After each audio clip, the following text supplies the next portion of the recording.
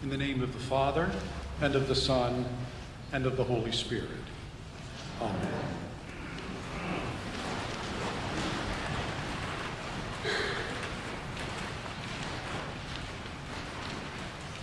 He breathed on them and said, "Receive the Spirit." That's one way of doing it. New Testament scholar Raymond Brown, commenting on this morning's gospel, tells us that bishops in the ancient churches of Egypt and Ethiopia used to ordain candidates by blowing breath upon them. Yet in the book of Acts, a little farther along from today's passage, we hear of a different method. The apostles imparting the Spirit upon persons recently baptized do it by the laying on of hands. In the early church, both methods apparently served as commissioning acts. Over the years, especially in the West, hands seems to have won out. When Bishop Hoagland confirms and ordains throughout the diocese, he doesn't blow on the persons, he places his hands on their heads. Hands on the head comes with advantages. It's hygienic, accurate, readily documented.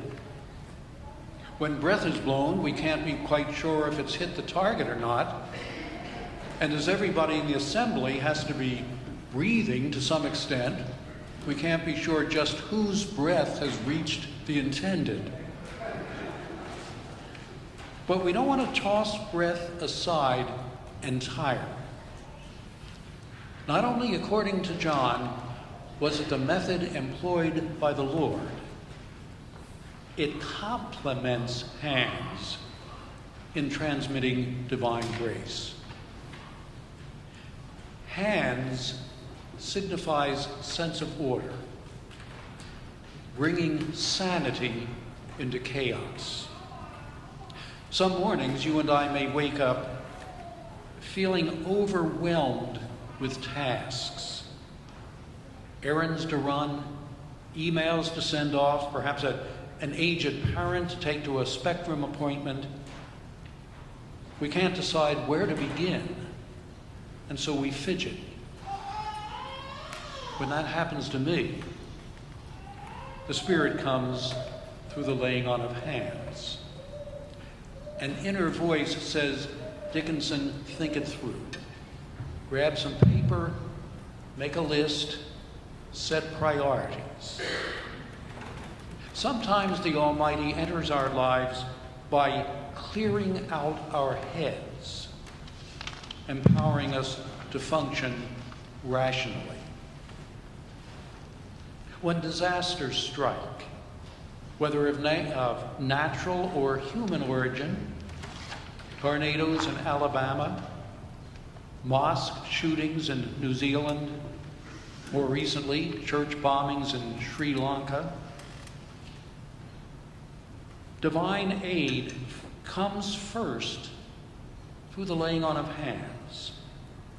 Rescue teams assess the damage, tend the survivors, recover the slain, and where appropriate, law enforcers track down assailants. Other times our needs may be less for practical aid than for renewal of hope, replacement of energy. A disappointment, a setback, or someone who's drummed in your ear for an hour can put you into a state of lethargy. In those moments, the Spirit enfolds you by blowing breath. Some sight out the window, hummingbird at your feet, or the first one of the season. Or a joke remembered from a recent TV sitcom. Something comes along, as my mother-in-law used to say, to put pep back into your motor. that well may be the Divine One, blowing breath. For disaster victims, once immediate needs have been met, there come efforts to restore the survivors' spirits, ceremonies, vigils to honor the slain, expressions of solidarity within the community. Through these channels, the Holy One enters our lives, infusing us with the courage and will to move forward. He breathed on them and said, "Receive the Spirit." They laid hands on them, and they received the Spirit. In both ways, the Risen One makes presence known in your life and mine.